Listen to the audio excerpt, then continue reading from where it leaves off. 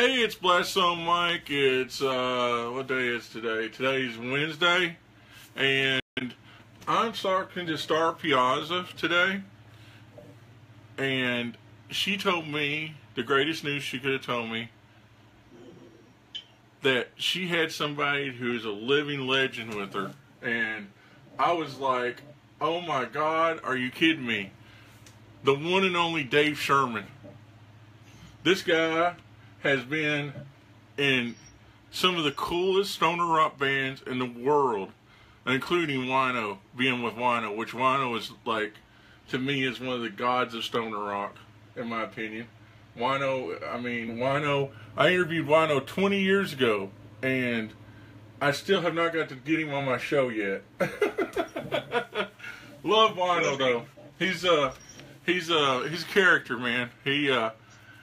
I think he went to. He's a hard one to get a hold of. I think he went to the school of Lemmy, didn't he? More of the school of just himself. Himself? Yeah, he goes after his own self. I think he's his own dude. His own dude, yeah. And But me, I did go to school, Lemmy, for sure. Did you? Why?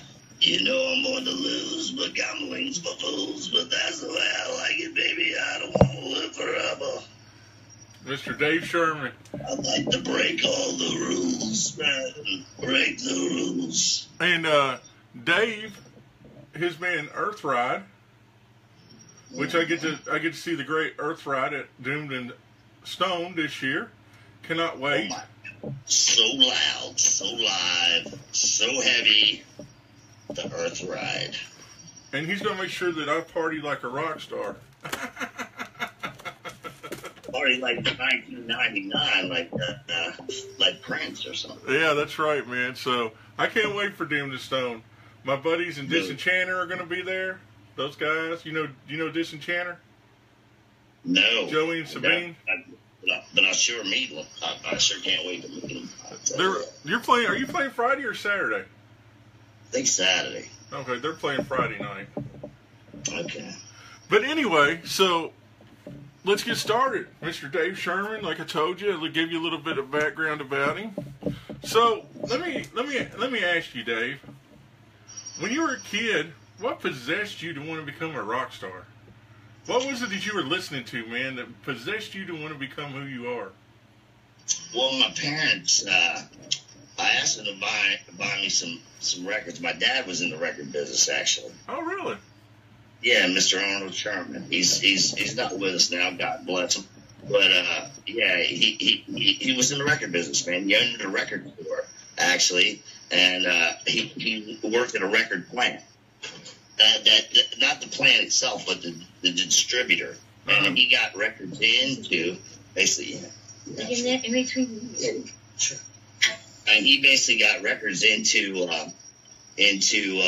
Woolworths. Oh, I don't know if you God. remember. That's way back. Yeah. It's way back. Woolworths.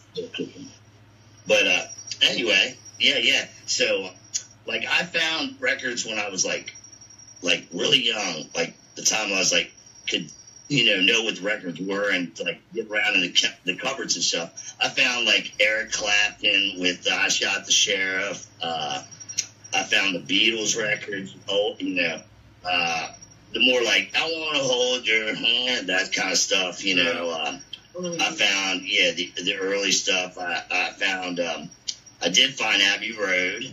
So I was checking out some of that.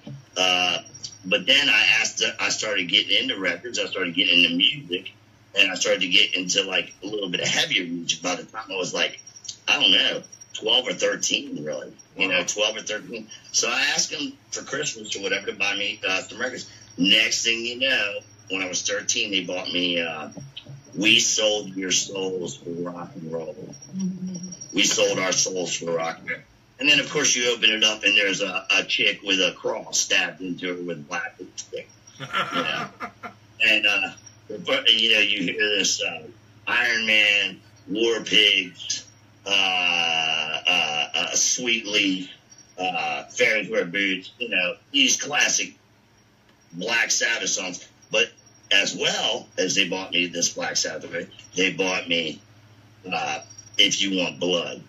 You got Let There Be Rock. You know, the live AC/DC record where he's got stabbed into him. Yeah. And on the back, Angus is laying on his front with the guitar out of him. The neck's coming out of him, and it's got the jack on it, and all that. And man, it just totally changed my life right there. And then I started getting into Skinner and Hendrix and Van Halen at the time, and just and I'm 50 years old, so 13 was a long time ago. 13 was definitely a long time ago. 50. I'm as old as Dimebag probably would have been. As old as Dimebag would have been. Yes, sir. Well, we'll get to Dimebag in a minute because it's 1956. I'm a Libra. Libras are like the balanced, kind of thing. So it's hard to make a decision at the time, but yeah, that's it. John Lennon was a Libra, so I'm down with that. Do you remember your first actual band that you played in? Yes, I do. We were called Judgment Hammer. Judgment Hammer. And it was a band, it was me, Kelly Carmichael from Internal Void, Eric Little from Earthride, drummer Earthride. Wow. And it was, I played bass, and it was this guy named Billy Rhines, and we did Black Sabbath, the song, we did a couple Pentagram songs, and we did a couple originals as well. Now, when you were playing in that band back then, did you ever think that you would actually play with some of those bands when you got older? No, sir. Hell no, not at all. And I my parents always told me never get into the music business. And look at you now. Obviously, I didn't heed their warning. Now look at you now, man. I mean, you got really, so you really kind of got started in the business playing with Wino, right? Is that how you got started in the business? No, not at all. Wino came along a little later in my career, for sure. When I first got started, I got signed in 93. What band was that? 1990, with a band called Wretched. Wretched, okay. Yeah, on Hellhound Records in 93. And it's so weird because it's like the Decades of Doom here in Maryland. Uh-huh. Because like Mr. Bobby Liebling got his first release was in what? Oh no, I hung up. No, I'm still here. We're still here. Wait, we're still here. We're still here. Hold up. We'll get back to you. We're still here. Sorry. It's all right. Hey, Starr. Hey, what's up? Where's Starr? Okay. Yeah, we're all good. We were there. Okay.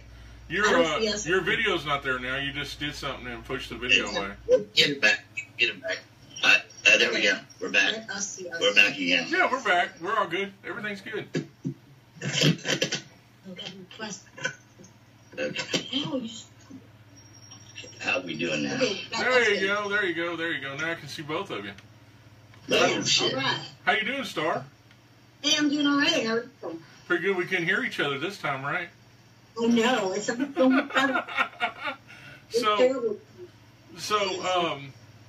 So what I was going to say is, so then you got your first deal, then you went on, you did all that. Yeah, well, we did. We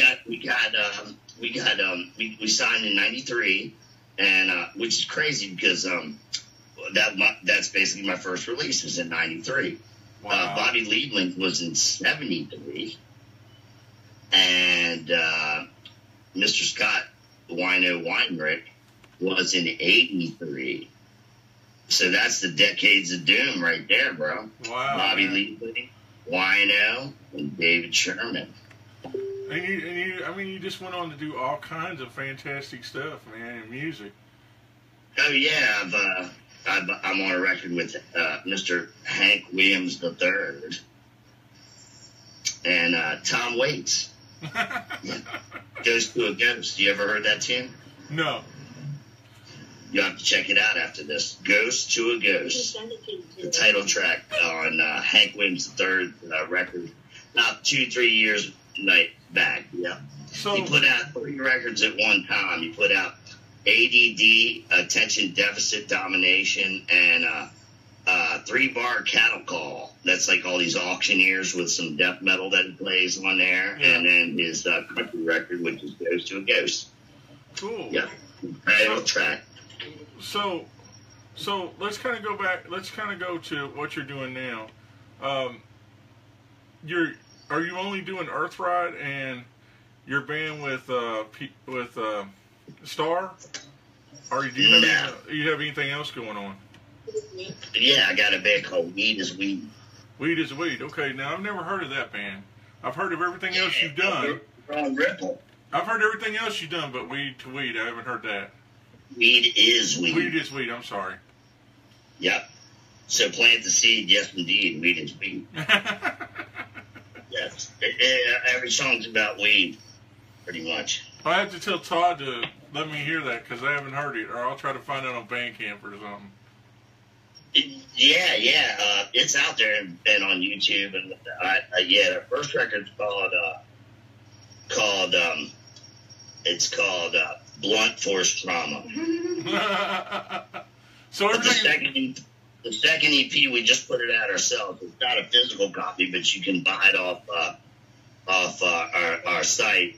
It's on CD Baby, but it's the same thing. You know what I mean? Yeah. But the 5-song EP, it's called The Bong Remains the Same.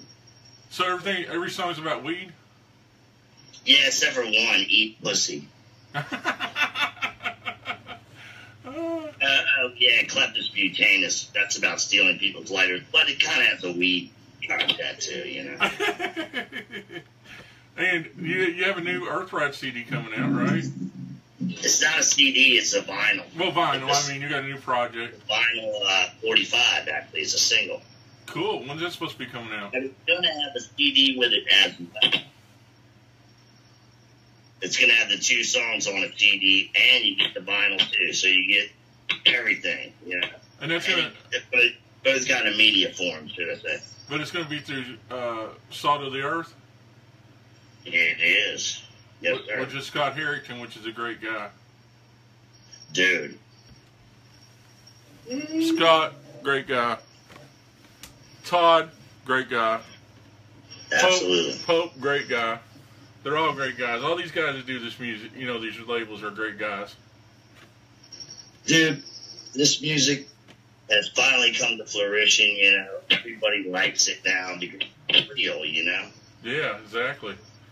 I mean, I think the stuff that Starr's doing is really great, you know. Her 2 bands. The one with you and her other band, man, and they're great stuff. Yeah. Serpent Witch is definitely cool. It's kind of like, you know, bluesy, like rock, yeah, and like as heavy as I could get with what I was doing. Like, yeah, the Serpent Witch stuff. And then the Sirens is awesome. Dave killer. I mean, he's got many names, and he throws them out there, throw down lyrics, and it's out.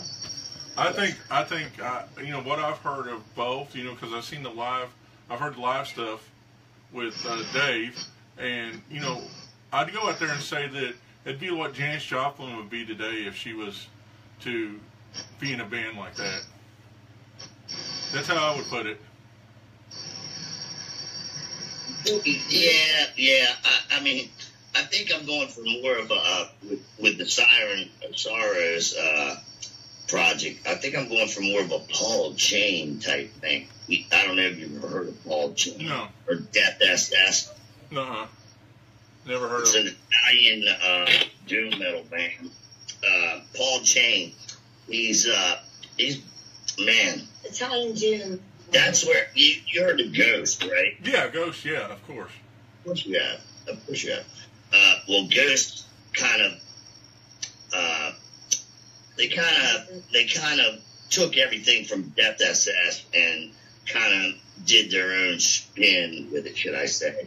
But Death SS is a band. It came out in 1977. You're a baby. Yeah. You were a baby then. I was born in 72. I'm 45. Yeah. You're a lot younger than me. Yeah, well, you were only in 77. You were only like what, 10? 66.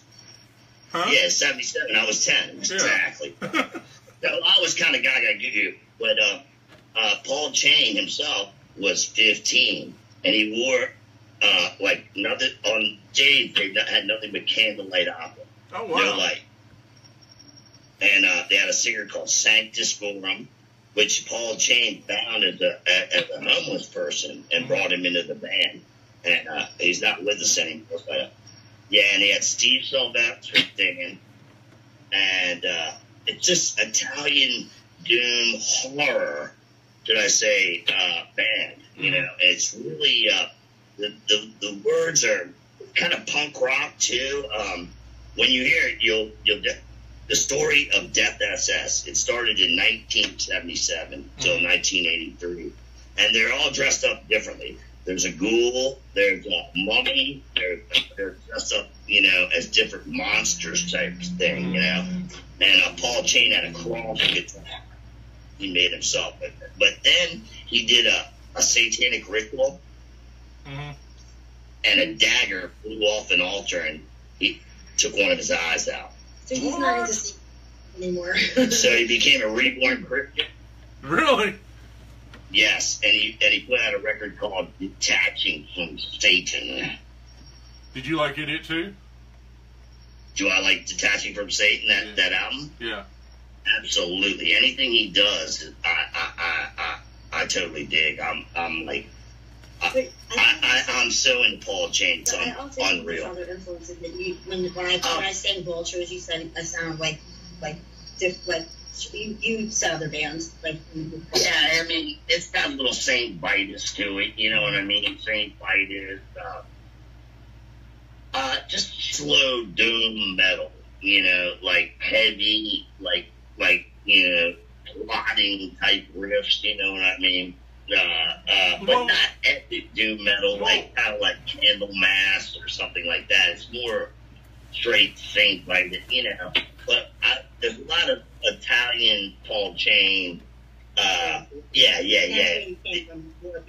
That's where I'm trying to come from. Well, when I said Janis Joplin, I meant if you were to take a spin on Janis Joplin and make her update it in this time period and this kind of band, that's what I meant. Not really her sound, but what I think that she would be if she was here today is what I meant.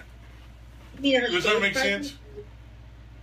I'm sorry? Does that make sense now, what I was trying to say?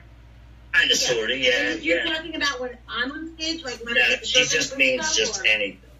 I'm just saying the whole presence. I mean, it's like, you know, not necessarily her sound, because she was kind of stoner rock back in the day.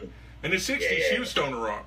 But, you know, as time goes by and people do music, even Dave, they've done different music over the years, different types of stoner rock. So if she was to progress to that level, what I'm saying is that I could see her doing something like that, because she was just that kind of musician, you know what I mean?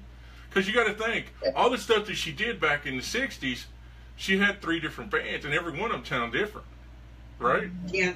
Well, I mean, I'm definitely a fan. I mean, I'm a fan. Like, I get a lot of influences from, you know, places like he does, and just like all musicians do. We come from lots of different corners, and I mean, I definitely have always loved the Maryland scene and all the Maryland bands. And that, if I could go out when I can go out, I have kids or whatever, I go to the shows. I like to attend. Whenever there's bands like, I don't know if you ever heard of the band called Lucas Vega, and it's a female front, and there's like 3 people in the band. It's a very good band, and the female front woman was awesome, and she like started.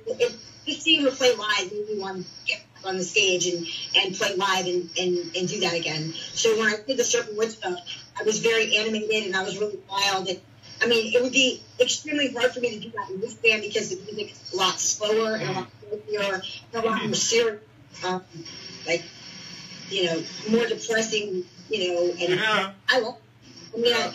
I dig it. I have to write for it. It's like, it's second nature to me to write about that stuff. But I do appreciate that. But I feel like it's obviously she's Italian, so she can relate with the Italian doing metal shit. When you hear Paul Chain, you'll understand totally why. Yeah. That's funny. I think I just ate a fly. Oh my. Oh God, Lord Jesus. Lord Jesus, don't eat fly. But oh my God. So, over the years, Dave, your music's changed a lot too. You've done a lot of different types of music. The Earthride, my voice has definitely changed. Let's say. Well, that's because you've gotten older. Right? Is that because you've gotten older? I mean, it also changes a lot. I think there's a lot of the demand. I gotta say, I've honed it. Let's say it a little bit more since '93. Yeah. And I've been a lot more places, and I've played a lot more gigs, and it gets better and better. I remember I smoked a joint with Kurt Cobain. Did you really? On the Nevermind tour, yeah. Wow, who were you out on tour with then? Well, they were headlining, and Nevermind came out 2 weeks before I saw the show, so it didn't blow up yet. You know what I mean? But the show was so sold out. It was at old 930 Club. Were you on tour with somebody, or did you just go to the show? I just went to the show. I didn't know about it or nothing yet. Oh wow! Really? I never toured until I got in a band with Scott. Until you got with Wino. With Wino? Yeah, toured extensively, like big tours, went to Europe, that kind of stuff. I have to say, when I first met was Caravan days, and that was definitely one of my favorite bands. I can still next to this day. My favorite album is Jump to the Sun that he does. But that's when I first I didn't know about Red Bullet and all the other things that he's done, and just to be able to work with him. Actually, Gary Isom, who plays drums for Spirit Caravan, or did play drums for he's done some recordings with us. Like the song Witch Hunt that we just put out on Bandcamp, Gary's playing. So it's awesome. It's like a cool honor to be able to play with most of my favorite. Two of the members of Spirit Caravan. Yeah. So Spirit Caravan, correct me if I'm wrong, because I could be wrong. Was that on Meteor City at one time? Yes, it was. Yep, Dreamwheel. Yep. Which was one of the two labels at the time that were supporting Stoner Rock were Small Stone and Meteor City. Yes, they were. And now there's all kinds of them, because like you said, the music's finally got here and people are liking it. The Obsess is on Relapse now, so Relapse on the Obsess, and I was in the band when we signed on Relapse. So for this new record that's out right now. The new record's out? He's on that, yeah. Yes, I'm on Sacred. We do a Thin Lizzy cover too as well, and I sing on that one too. Cool. Let me ask you this, Dave. Since you've been in the business and you've done this so long, what do you think about the resurgence of vinyl? I love it. I gotta say, I love it. Because that's what that was the first thing I was into, and everything I'm on, every release that I'm on right now, pretty much is on vinyl. Do you have all of them? Yes, I do. Yeah, except for We Just Eat. I'm a huge vinyl collector. Yes, I have all of them. Yeah, I do. That I can get my picture discs as well, because we were on Southern Lord. Yeah, Southern Lord. Yeah, right. I remember that. Yeah, we got signed to Southern Lord in 2002. We put out our first Earthride record on Southern Lord, which was Taming of the Demons. Do you ever go back? We did another one with Southern Lord, which is Vampire Serpent. And we recorded that with Mike Dean. Do you know who Mike Dean is? Of course, yeah. Corrosion, fucking pinfunk with the. Speaking of that, which version of COC do you like the best? I gotta say, I'm with them since the old stuff, since Technocracy and I Can Die and all that, But I like the Blind record. I love the Blind record, actually. And, of course, the Pepper. I've been on tour with, Pepper and that Corrosion of Conformity. And Woody is like an amazing guitar player, one of the guitar players out there. My favorite Corrosion is Volume Dealer. I was on tour with actually Clutch and Corrosion of Conformity at the same time. Oh, my God. Yeah, because I've known Clutch since they were little kids. My favorite COC is Volume Dealer. That's the tour I was on with. My God, I love that album so much. I could listen to it over and over. You got to fight it, bro. Yeah, that's right. Diablo. I seen Clutch's first tour. Oh, wow. Transnational Speedway League? Yep, they were out with MOD, Right. and they were out, and the other band was Drown. Oh, I remember Drown. I played with Drown. I warmed up Drown. It was MOD, Drown, and Clutch open. First time I played with Clutch was '93, but I ran sound for them in Hagerstown at the Hagerstown Fairgrounds. They didn't have anybody to run their sound, so I ran their sound for them. But that was crazy. But the first time I played with Clutch was at Old 930 Club with Wretched and Karma to Burn. Karma to Burn. From over in West Virginia. Yes, sir. Yeah, see, that's where I live. I live in eastern Kentucky. It's right beside Huntington. Woo! I know you probably played Huntington before. I have played Huntington many times. Huntington, Yes, there's a big picture of Shelton outside. I love it. And you probably played Louisville a lot. I have played Louisville. I have played Louisville, Nashville, everywhere. Do you I've remember? been everywhere, man. Do you remember a club in Louisville called the Toy Tiger? Did you ever get to play there before it was closed down? I can't remember that one. But maybe, possibly. You never know. You never know, huh? Yeah. But Yeah. man, like I said, man, it's awesome to be able to talk to you. I followed, somewhat of your career. I know more about the Obsessed stuff than I do anything else because I've been a big Wino fan for years. I'm on the Obsessed documentary. I'm on the Obsessed documentary. Did you ever see the Obsessed documentary? No, never saw it. What? No. Oh, no. Everybody's on it, bro. Ian Mackay. You got Dale Crover on there. You got L7 on there. You got Henry motherfucking Rollins. You got Phil H. and Selmo. Young Sherman. You got Young Sherman talking about Wino. And then I ended up in the band. I mean, what could be more fitting?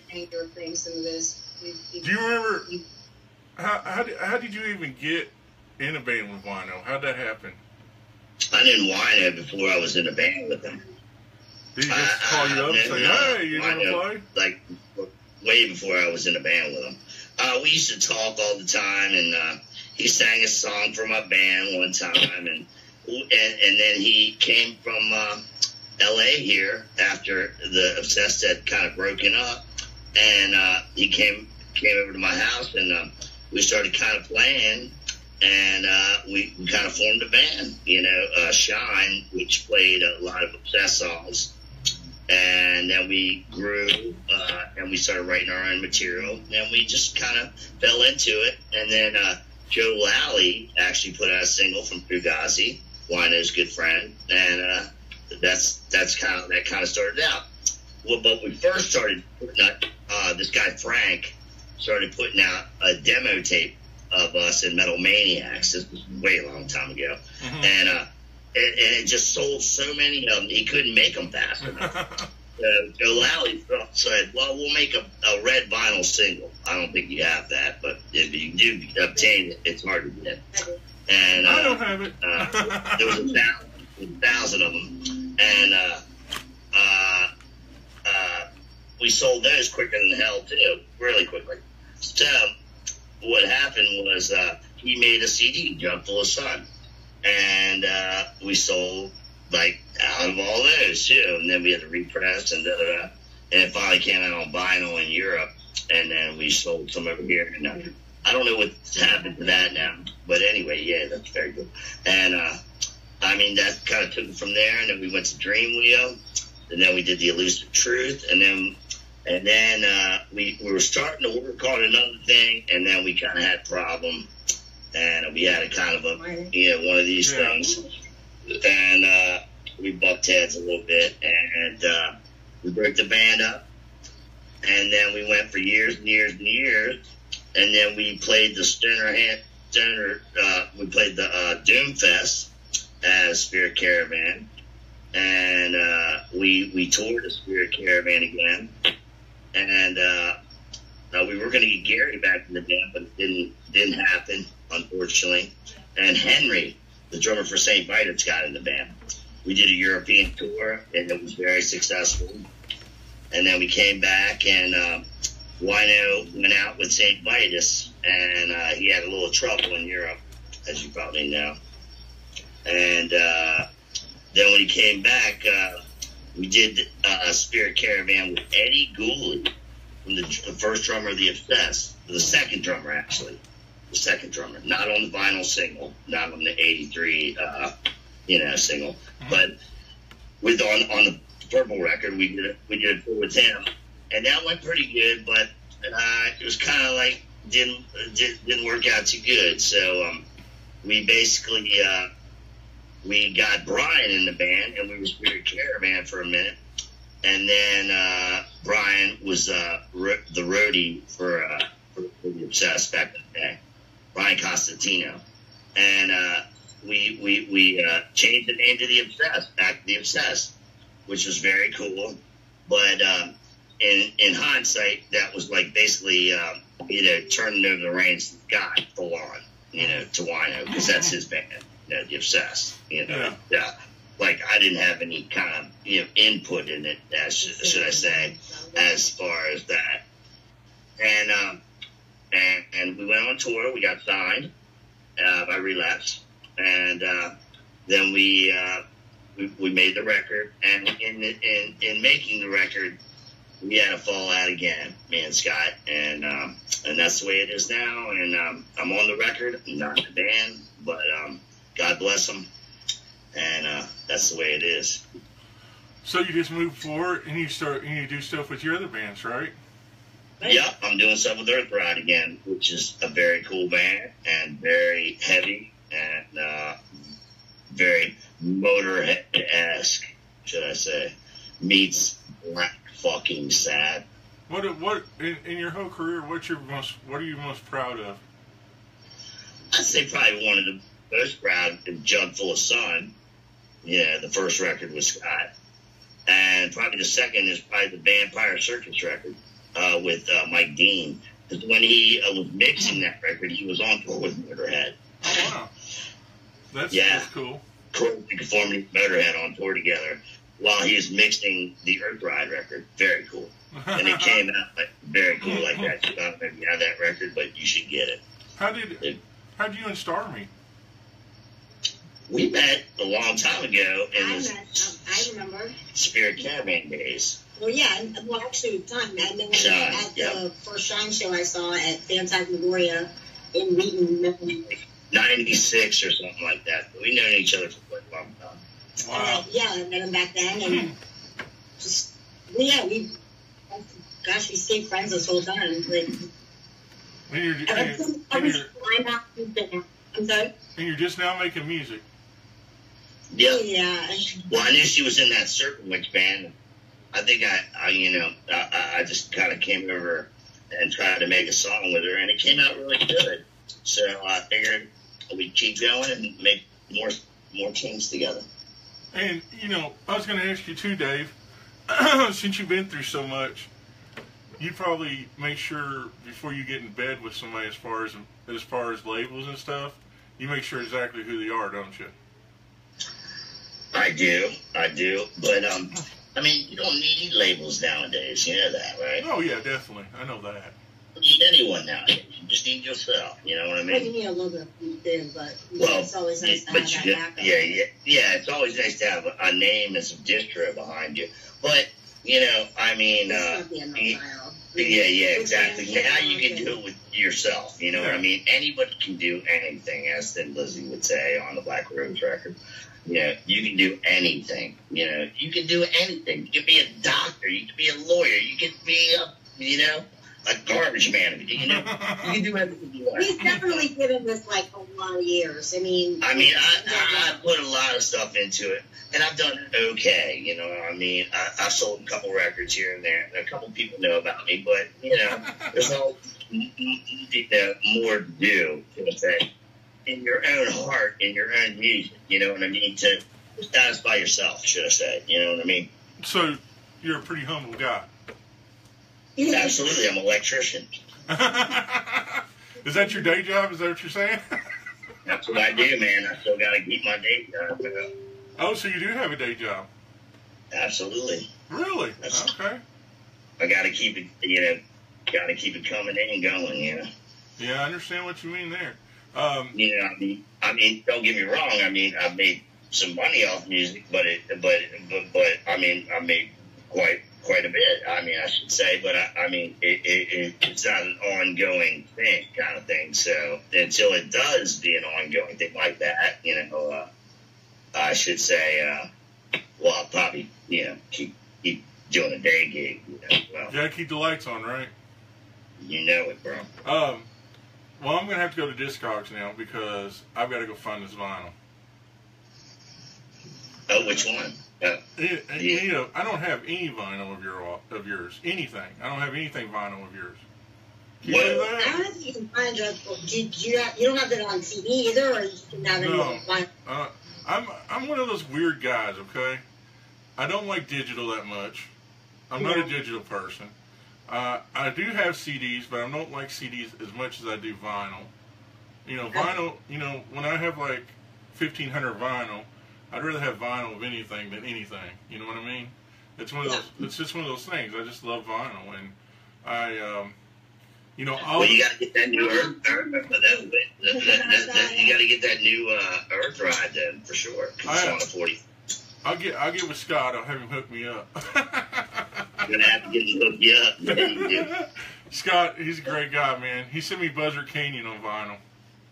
Oh, right on. Is that a full length or what? Full length, yeah. Yeah. Actually, I got some solid art stuff sitting right here. I've got, let's see here. The Earth. I've got Old Time Moonshine. That's one of his bands. Yeah, Bill, right? Yeah, I've got the artwork. Bill did the artwork for the Witch Gun, actually. I've got is it called Barocho? Barocha? Borracho. You know what that means? No. That's Spanish, right? Borracho. It means drunk in Spanish. And then I've got Cortez. Borracho. Remember that. You have to remember that. Borracho. Drunk. Okay, I remember that. And then I got Cortez. Cortez, yes. And then he sent me that Buzzard Canyon record. Awesome.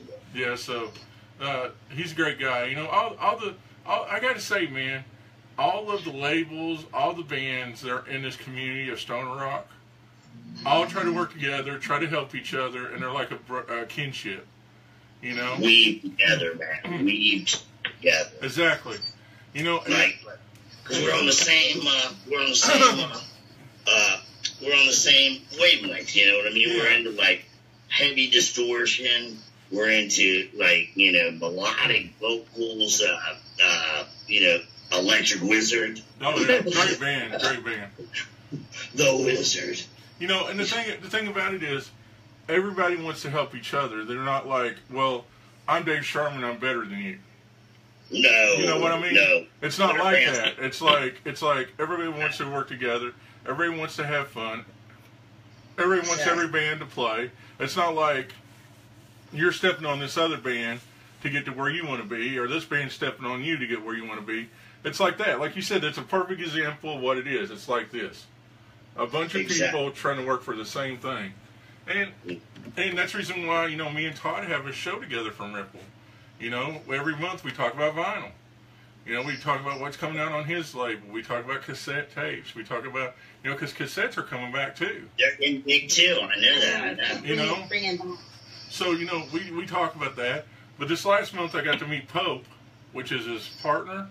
And we did a show together, and I loved it. You know, he was great to do the show with me. And then when we get to in October, when we get to Doomed to Stone, we're going to do a live show together. And you know, I just did an interview with Melissa the other day about Doomed and Stone, and that went really good. And I'm excited about it, man. This is going to be the first big show I've been to in several years, because I don't go to a lot of shows. I think Mothership's on that as well. Can't wait to see them. I've never seen them either. You know, wow. I'm ready to see all of them. Look, man, I'm not going to leave that damn bar until I see every band that plays. That's just me. I mean, I can't wait to see them all. You know, so right. It's going to be fun. And you know, I'm bringing my buddy Joe with me, and he's bringing part of his band with him, and we're gonna have a great time. You know, it's like I said, it's like a kinship, man. You know, all these people I've talked to, I've never met, and it's going to be so awesome to actually meet these people. That's the reason I asked you if Starr was going to come with you, because you know, it'd be nice to meet her too. You know. Oh, awesome. I think she might be coming with us. Yeah, yeah. You know, and you're just an amazing musician. That's all I can say. I can say that, you know, all through all these years, man, that I've known about you, I've always wanted to talk to you, and there's always been some kind of red tape, some kind of publicist that said, "Oh well, they're busy," or "Oh God, there's this or that." What did she say? I said maybe I got around the red tape for you, because I was pushing for him to do this with me, because I mean he's like a walking music encyclopedia. Like, he knew about everything music, and I figured it would be very much more informative to him about certain things than me. Being that he's done like a million interviews and things like that. I do before. I don't know how much. We got time. Whatever. Go ahead. We got time. I do want to say that, like, I love vinyl. Like, I was pressing with Dave about the same stuff. I said I wanted to put our album out on vinyl more than anything. Like, I was opposed to putting it out on Bandcamp. I don't buy digital stuff. Like, yeah, you know, I don't like it.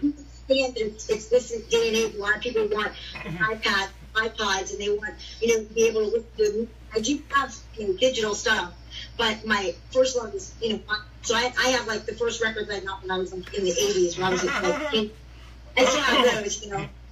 You know, so it's Cyndi Lauper and all that other crap, you know, like from that era, you know. And now, I mean, of course, when I started, you know, digging on these bands, like, I did my collecting. I went and grabbed, like, I definitely have that Shine 7-inch you was talking about. Wow. It's got the red vinyl. I mean, it's Lost Sundance and Current on this very, very limited, this and whatever. And then this one is my full kind of thing issue on vinyl. Oh, wow. And it's badass. I mean, it's amazing. But these are like those. If the house was burning down, that's the shit I would grab. Basically, of course, my cans and stuff like that. But I would definitely go grabbing my vinyl. I was just thinking, just chucking out the window, trying to get off as much as I could. I mean, that's where I love music, and I think the sound of vinyl sounds so much better to me. Oh yeah. Than a CD. I remember hearing for the first time when I heard Black Sabbath. My mind was blown when I heard it on iPhone, because I was like, "Who is this?" And so Black Sabbath, I was like, "What?" I was like, "I've never heard this before," but I probably have heard it before, just on CD. So when I actually heard it on vinyl, my mind was blown. It did a lot of digital back. I think that's what I was able to hear, and that did not have that for me. That hearing it on vinyl, Zeppelin too. Zeppelin a little bit too for me. See me, I'm the kind of guy. I've had these discussions before with people, you know, bands who say, "Oh, well, we need to remaster our stuff, and we need to re-record it." Fans don't want to hear it remastered. They don't want to hear it re-recorded. We want to hear the raw shit that you did. You know, if you did a demo, we want to hear that raw shit. We don't want to hear, "Oh, we got to go in the studio and remix it, mix it, and all this other crap that people want to do." We just want to. We want to hear it. We want to hear. Yeah. If you sucked, we want to hear it, because, you know, we're a fan. You know, I mean, in the long run, you can't polish a turd. So, I mean, if it sucked, it sucked. You know what I mean? Right. But it is. But as a fan, the likes. Necronomicon fears. You know, Celtic Frost first shit, like Hammer. I mean, I can barely listen to it, man, because it almost makes me almost sick, you know, because it's like something being tortured, you know.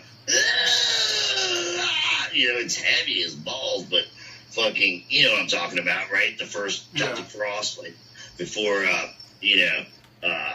into Megatherion and all that, you know what I mean? And then of course into Crypts of Wraith, you know, of course, Morbid Tales. Are you morbid? I have a lot of appreciation for stuff that isn't compressed and like really like digital sound, and like that's one of the things I don't like when they not Injustice for All. No bass. Where happened to Jason, bro? What happened to Jason on Injustice for All? They were like, Cliff's gone, so we're gonna cut your boy out. On the whole record. You know, I mean, and we're gonna have typewriter down and kick drums. But I mean, that's the thing, though. I mean, as a fan, you have to have everything. You know, it's not. Right. I mean, like my favorite band. One of my favorite bands is Mother Love Bone, which really is from Seattle. That's very cool.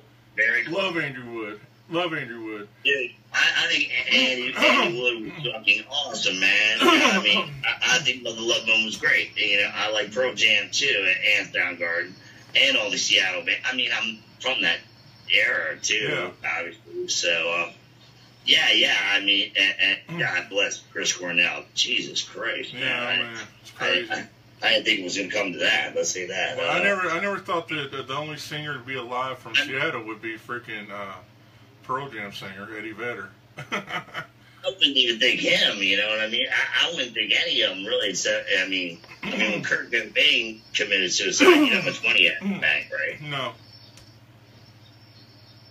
$30 million. Good Lord. Yes. That's $30 million. That's crazy. I mean, I don't know, but I'd help myself somehow. I mean, $30 million fucking dollars? Yeah. I mean, Jesus Christ. I mean, there ain't no telling how much Chris Cornell had in the bank when he died. I'm sure it was extremely a nice amount. You know what I mean? I mean, the guy was multi-platinum, you know, selling artists, plus Audio Slave, you know. I dug that a little bit, you know. Kind of more of a groovy Soundgarden. I played with Soundgarden too. Really? Actually, I was standing like about 5 feet from Chris Cornell. Actually, you probably played a lot of festivals over in Europe, though, didn't you? Yeah. It was with Black Sabbath, Soundgarden. There was so many bands in that thing. Yanita was on there. Garcia. Who else was on there? The Wizard was there. They were standing on stage with us. Nick Oliveri was there. I think Black played, you know. So many bands that day, you know. But, I mean, when we got done playing, I just went right over and saw Black Sabbath. You know, I mean, dream come true. Well, I have played with Deep Purple, too, but that was Shine and Deep Purple at the Newer 930, and that was the most awesome thing. It was with everybody but Richie Blackmore, sorry. It was John Lord, Ian Page, Roger Glover, Ian Gillan, and Steve Morris on guitar from the Dixie Dregs, which is overqualified. That guy does a hell of a fucking Richie Blackmore fucking thing, you know. Well, I did an interview. And he played every song you'd ever want to hear, too. Pictures of Home, Smoke on the Water. They opened up with Hush, which is the original singer, you know. Yeah. That's Rod Evans, which came out in 68. Deep Purple came out in 68. So they are kind of considered, to me, the first heavy metal band. You know what I mean? Wow.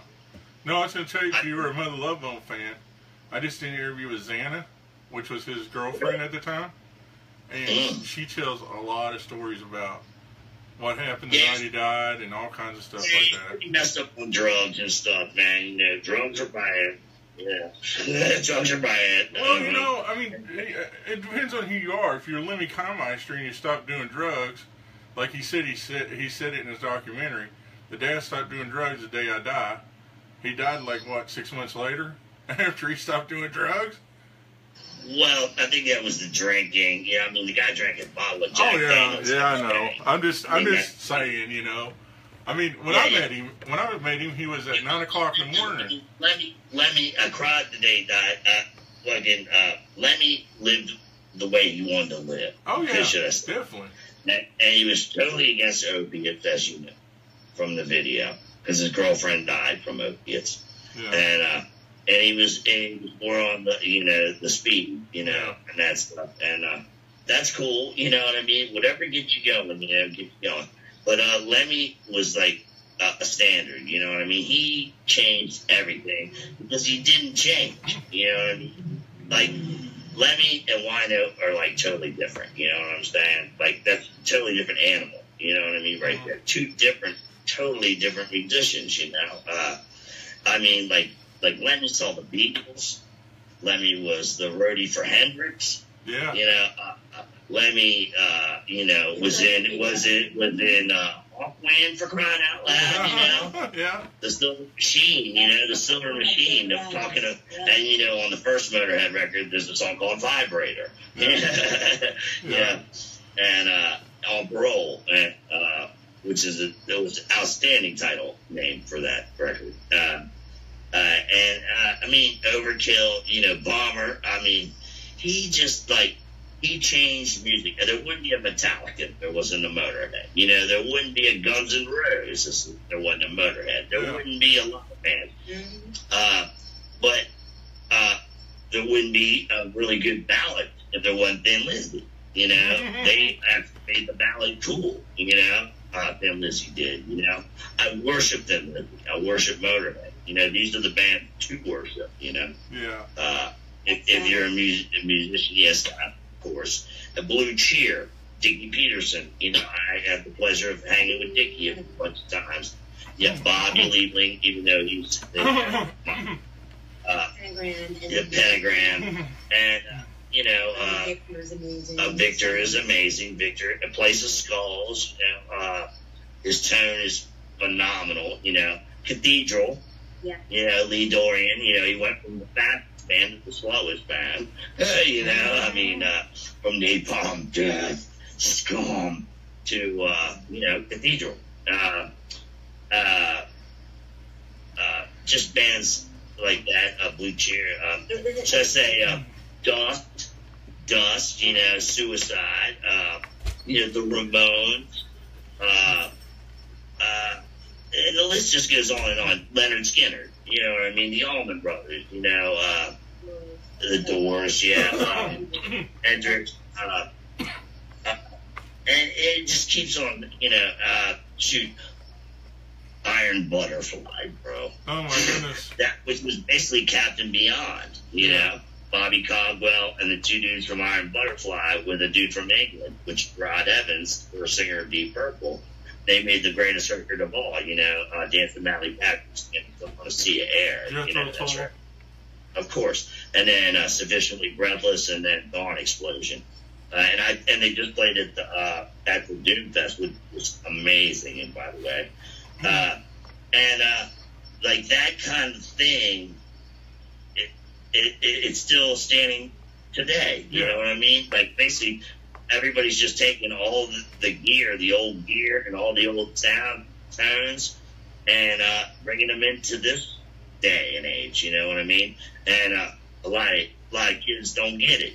They don't get it. They just and maybe we're too old, or maybe we're just born too late. Whatever you want to say. Without it, they wouldn't know. They don't know about all of it. But if it wasn't there, it wouldn't be evolving to what it is today. Like Hank Williams, he's a standard in country, you know what I mean? But these newer country artists, you wouldn't know that, right? Yeah. You wouldn't know that Hank Williams was the main guy, or Johnny Cash, you know what I mean? But Hank is definitely a standard. I mean, because he had the suits before anybody. Or Elvis, he had the suits, Oh, yeah. I mean, he was the rock star, is the quintessential doom rock star. Hank Williams, you know, every song died at 29 for crying out loud. You know, Shelton's granddad, right off the tree right there, you know, up for Randall's son. Randall's son. You know, Shelton, man, he is like, he encompasses all that, though. You know what I'm saying? It's kind of crazy how he's a genius, man. I think, you know what I mean, in his thinking, in his and his way of doing things, because he takes his like granddad stuff and he takes like the modern stuff and he mixes together, and it's like incredible, man. It's incredible. I mean, and he played with Phil. It's almost like the Bad Brains, you know. The Bad Brains took the punk rock and they took the reggae and mixed it together. But and Shelton's taking heavy metal and country and kind of and it doesn't always work. You see what I'm saying? It doesn't always work when you combine genres like that. You know what I mean? You got to be a really smart person to do that. And he played with Phil. And really clever and you have to have a lot of you know, imagination, should I say? You know what I mean? To make it work like that, you know, to coincide like that, you know, like I said, the Bad Brains or Hank Free, you know what I mean, or people that take two genres and mix them together, not rap, so not rap and rock. That's what killed this country. Hip hop killed this country. You know, when you're talking about passing your girl around your homies and glorifying drug dealers and you know, glorifying robbing people and you know, having hoes and you know, I mean, this is the downfall of this country, bro. You know what I mean? It's not Trump. It's hip hop music. I'm sorry, but it's the truth. You know, I mean, that's not the way people thought back in the day. People had manners. They were polite. They used to say thank you and please. They don't do that anymore. You know, they say fuck you now. That's your greeting from people. You know, I mean, it's just so terrible. You know what I mean? It's terrible with the state of people's mentality these days. I mean, it's not creative. You know what I mean? Just because you can call somebody a bitch or a hoe or you know, or curse.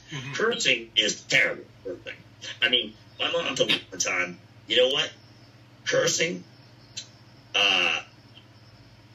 is a sign that you can't think of anything else to say.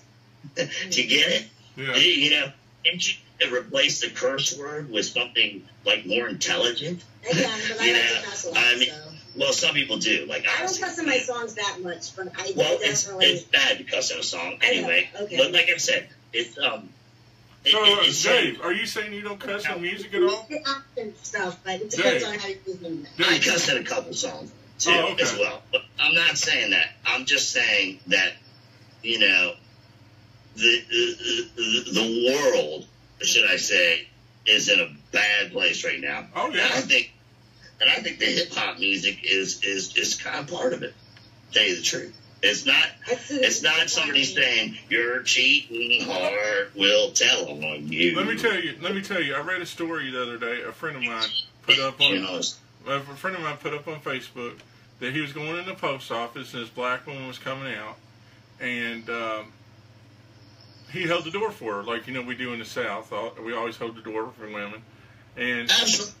And you got your sack. You got your sack. And then she looked at him. She goes, "Yo, honky, I don't need you to open the fucking door for me." She said, I don't need your shit. She goes, "You don't gotta feel sorry for me." And he just looks at her like, "Really?"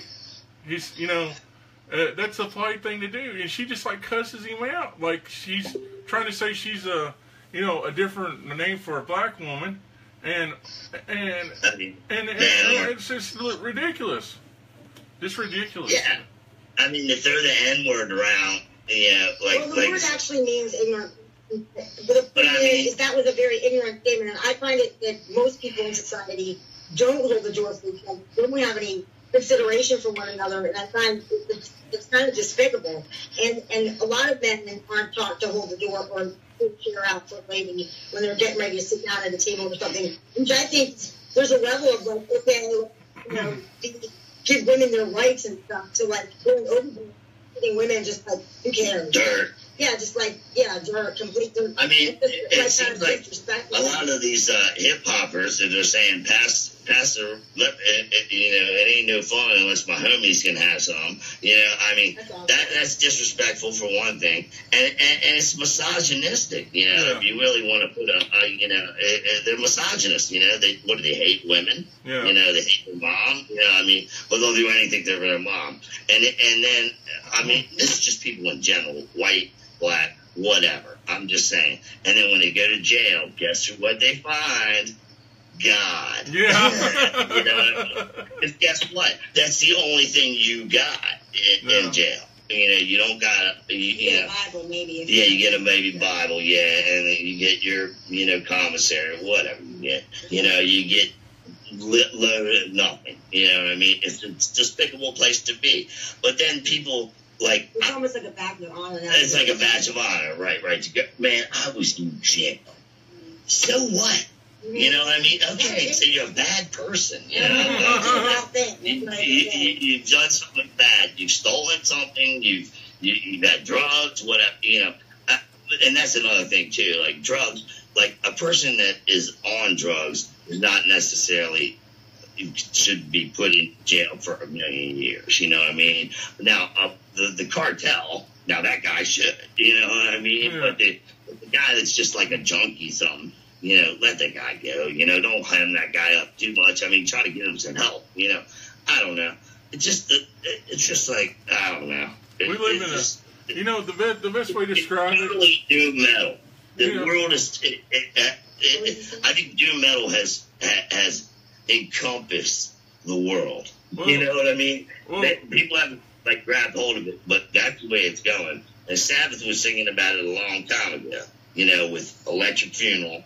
You know, just all the songs, you know, a lot of them, you know, well, definitely not changes, you know. Yeah. But, well, look at it this way, okay? Look at what happened at Woodstock. Hundreds of thousands of... Not the old one. No, the old one. I'm talking about the old one. No, I'm talking about the old one. Look what happened. Two people died at that Woodstock, okay? And they were not murdered. One died of a bad trip, and one got ran over from a wagon. Two people died. Out of 600,000 kids that were there, now you go to Woodstock 99. People got raised. They tried to destroy stuff there. They tried to destroy stuff. Right. That's the reason why you can't have big concerts like that. Like Woodstock, because people want to destroy everything. And it's just destroy. Yeah. Why do you destroy? I mean, what's the purpose? I think that the society has a lot of anger and a lot of they don't like how a lot of racism. Well, and not just with whites and blacks, but you know, with all, you know, with the Muslims and stuff. You know, with it, I mean, and I don't hate Muslims or black people or Spanish or anybody. You know, music has no color. Yeah. You know. It doesn't matter what color you are. You enjoy music. However, what happened is that Woodstock, which you're talking about, and I've watched a couple of documentaries on it, and it was, I mean, a lot of people were storming the walls that they put up, and there was a lot of people that paid to get in. And I mean, and the Limp Bizkit guy, he started it. Did like an Axl Rose type thing. He saw that fire and he just fueled it. You know what I mean? He just fueled it more with hate and negativity. And these people just fed in it because guess what? They're mindless. Those people that are out that show, they're mindless sheep, man. Yeah. And they're just taught what to listen to. I mean, they're pumping this Limp Bizkit stuff. I did it all for the nookie. For the nookie. So you did it all for the nookie. Dude, really? I mean, come on. But it's not a good beat. But you did it all for the nookie. You must have done something wrong. You know what I mean? Dude, you lost your freaking mind, child. You know what I mean? What the... But people buy into that because guess what? It's negative. Well, also it's easy listening in a way for them because they don't have to listen. Yeah, you don't have to try. You don't have to go out and get a record like you did. I did. You did. But about repeated lyrics, they don't think a lot about what their message is that they're sending out to people, and that's very frustrating for me. Yeah. Well, they know it's negative. It's negative, but I'm also thinking, like my oldest son, and he listens to rap, but it's not rap like I remember rap to me. It's just and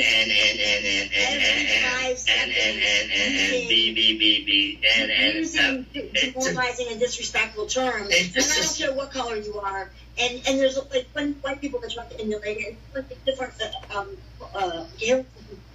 are trying to copy it. But the main thing is I was happy with the stuff that we grew up listening to was rap or hearing what was rap, because that was like a lot more thought out. The lyrics, even what they were speaking about, they could speak about things that were happening in their ghetto or whatever, and literally made me think, and it made like not NWA. They were pretty. It made me understand them a little bit better. However, a lot of things talking about nowadays is just. It's awful, and not to mention that it's a very and it's horrible too. The music's just terrible. You know what I mean? I mean, you can't listen to it. I mean, there's no music. There's no feeling. There's no. They're just loops. There's no heart or soul behind it. You know what I mean? It's just. I don't know, and of course, I'd have a kid that's all he listens to. And as far as NWA goes. The movie was great. The movie was brilliant. I haven't seen it, but brilliant movie. I remember when it came out, and they were pretty extraordinary. And then Snoop Doggy Dogg, you know what I mean? And he took everything from P-Funk, obviously, Atomic Dog. I've seen P-Funk. I met Chuck Brown before too, as well. Because the guy that does all my records, Chris Kozlowski. Well, he's done a lot of the records that I've on. Yeah. Chris Kozlowski, I'm sure you've heard of him. He's on a lot of stuff. He's done Pentagram Records. He's done. He's done everybody. You know what I mean? He's done everything. Engineering wise, yes. Well, what I was going to tell you is when I met Lemmy, because I met Lemmy and I sit and talked to him for quite a while. Me too. When I talked to him, four times. When I talked to Lemmy, I asked him. I said, what do you think about the whole, everybody says that you're the one that started the mosh pits. Motorhead started mosh pits and stuff. He told me a story. He said, the worst feeling in the world, and maybe you've seen this before because you've been at big shows, is when you see somebody get trampled to death and you can't do nothing about it. And they think that you're responsible for that sort of ruckus. He said, I'm all for people having fun, jumping up in the air, and he said, but banging their head. He said, but I've been at shows where I've seen girls get completely trampled and die or nearly die, and you got your defenses. You cannot just jump off stage and go down there and help them people. It's definitely a release for people, but it just gets very. When I was younger, people used to help pick people up back in the day, Modern Threat and all this, and and Ian MacKaye has actually stopped the show to help a person out, and so has Hank 3. And there's numerous people. I think Selmo has stopped the show, to help people out. Somebody out, that kid's getting smashed, But I'm sure he's fueled it too.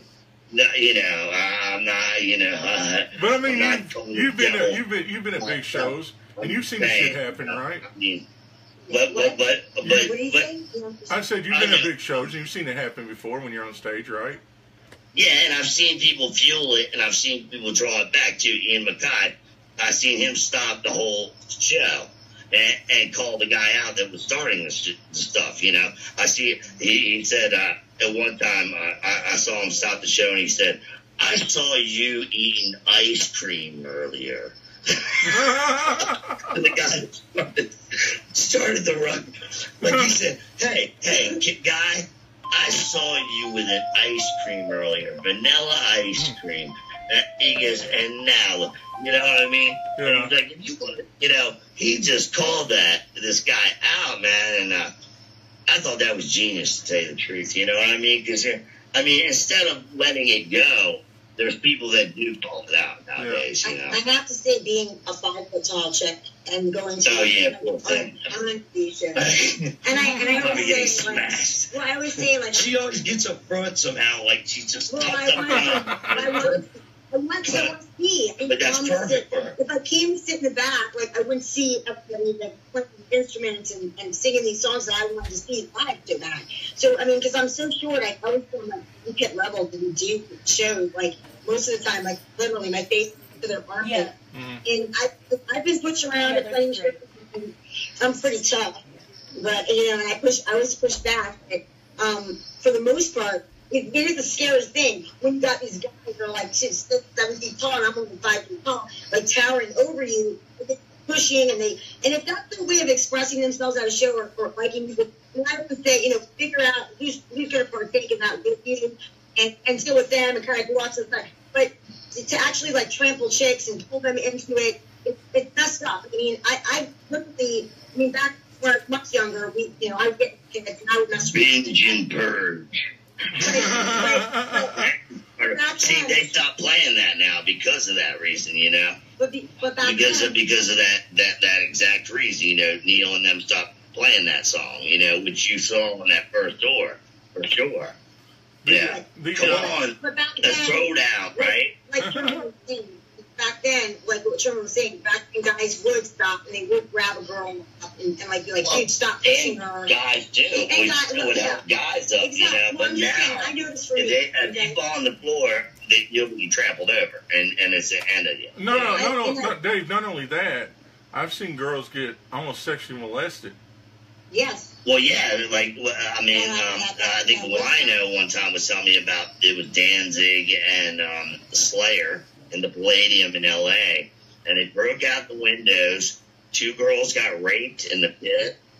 Oh, my God. That even happened at Woodstock. Yeah, that's terrible. I mean, just sexually, you know, that's making us look bad, you know, but see, that's what I'm glad about this music that we're talking about. Let's get off this hate. Yeah. I don't even know how that happened, but anyway. Let's go back into our music, right. And which is positive stuff. Yes, we are talking about doomy subjects, you know, breakups, whatever, bad people, but you know, but we try to put a positive spin on it. You know what I mean? Like, it's going to be better. There's going to be that silver lining, you know what I mean? Should I say? And, you know, things will always get better. Things can get better. And there are positive people, and there are great people out there that are doing really good stuff, you know? So all the negative people can go kiss our asses, right? Well, let me ask you this before we go. Where do you want people to come to buy your stuff, Dave? And then, you too, Starr, where do you want people to come and, you know, say hi, buy something, you know, whatever? It's your time to promote your stuff, so you all go ahead and promote your stuff. Definitely, I have a Facebook page on Piazza. I also have Serpent Witch, another page on Facebook. And Siren of Sorrow, which is on Facebook as well. We also just released our Thursday, it went, Vultures, and we also have Witch Hunt on Bandcamp. So you can go to Bandcamp now and check out our new releases. 2 songs. 2 songs. Witch Hunt and Vultures. And definitely come check us out there and check those songs out. We're going to probably be releasing more songs as well. And we're doing a pentagram song as well. So for everybody that likes a pentagram body listening, we're doing a cover of Review Your Choices. Yep. And what about you, Dave? What do you want to promote before we go? Scott Harrington and Salt of the Earth Records putting out the Witch Gun. It's all about witches nowadays. With released witches, wizards, twinkling bells. Where can you get all this stuff? Never talking. Just keep on. Anyway, yeah. Where you can get your stuff? To Salt of the Earth Records, but we're going to be doing touring with Buzz up here soon. The official Buzz Oven. At a Loss. Made by Billy Anderson. Yeah. And Weed is Weed has got some the new record up on our Bandcamp type thing, up on our Facebook, which is The Bong Remains the Same. You can change the water, but the bong remains the same. Stoner Logic. It Logic. hasn't been released yet on CD or vinyl, but it is It's not. digitally. Yeah, Digitally, you can get it digitally. Sirens of Sorrows, you get that. Weed is Weed, you can get that. And Earthride, you can definitely get that. That's coming out on September 15th, actually. So real soon here, a couple weeks. Cool. And you have T-shirts too, I guess, from the. Yeah, and we're going on tour with Blastzone. We're doing. Let me see here. On his Facebook page, he just put up the tour dates for Blastzone and Earthride. Yep, Blastzone and Earthride, and we're going to like Richmond. We're going to Charlotte. I don't think. Pretty much East Coast.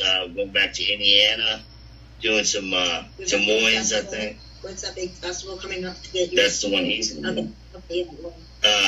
So what day is that on? That's on October 7th and 8th, I think, yeah. Yep. So I'll definitely have the single there, and we'll have a shirt for you. What size you wear, bro? 4 or 5X. I'm a big dude. 4 or 5X? I'm a big I dude. got 4. I don't go up to 5. You got to lose I got weight. a 4. Okay, thanks. That's not very nice. Son, let me tell you. You don't. You got bad cholesterol, dude. I got bad cholesterol. Yes, you're right. I got bad cholesterol. I know you're gonna have high blood pressure. Come on, man. He's just I got high blood pressure too. Yeah. Dude, come on. I gotta get you a 4. Okay. It's too much, man. Jesus Christ. But I did make. Guess what I did make? What'd you make? He made a 7. A 7X? Good Lord. Yes, that was for Big Ross. Oh, okay. And Clear Light from New Orleans, Louisiana. God bless that guy, man. He is one. He did lose 250 pounds. He weighed 500, over 500. Wow. He's 6 something, But we played his wedding. Spirit Caravan did, so we made him a 7X just for him. You guys make them, or you get gonna have to? Oh yeah, we'll have some stuff. Well, we'll definitely have some merch at that festival, and then we're gonna play in Pittsburgh before that, the week before for the what's it called, the Disciples of Prom. Did you hear about this festival as well? No. Yeah, Disciples of Prom. It's gonna have Karma to Burn. It's gonna have oh my God! It's got so many great bands on it. It's got it's on Earthride as well. It's got who was that? Oh my God! Stinking Lizabetta. Have you ever heard of that? No. Dude, oh my God! You have to get this. Stinking Lizabetta. They're one of the most killer jam bands from around here. They have a song called Wheaton. See, I have to say, one of my favorite bands from Maryland. One of my favorite bands is from Maryland. Okay. Which one? Scissor Fight. Scissor Fight? They're from Boston. Well, their first label was in Maryland. Was it? Wait, hold on. It was Grant's label, right? Yeah. GQ. I think so. They haven't. It's defunct now or whatever. It's not around. Exactly, but now they're on our label. Salt of the Earth, yeah. I love Scissor Fight, man. Salt of the Earth. Salt of the Earth, and that new band was on it too with Jim Forrester and those guys and Todd. Basically 60 Watt Shaman guys. They're called Secrets Serpents of Secrecy. Huh? I haven't heard that one either. Serpents of Secrecy. Yeah, I think they're going to come out with a record on Salt of the Earth as well. And we're going to come out with a full length on Salt of the Earth too as well. Well, that's going to be later on next year, so you'll have to do another interview for you. Well, I can't wait to meet you, Dave. I can't wait to meet you, Starr. It's going to be great meeting you all, hanging out, listening to good stoner rock music. Heavy doom, crushing bones. Yes. Yeah, that's it right there. So I'm going to let you all. Hold on one second for me, Dave. Okay. Flesh ripping. Do you want to say anything before we go? Like what? I don't know. Do you got anything to say before we go? When you wake up in the morning and the light is at your head, the first thing you do when you get up out of bed, hit them streets a running, try to beat the masses. Go get yourself some cheap sunglasses. Oh, yes, that's it. All righty. I'll be right back with you all, okay? Just give me 1 second, okay? Yeah. Again, Dave Sherman and Starr Piazza. I'll be back with my next guest.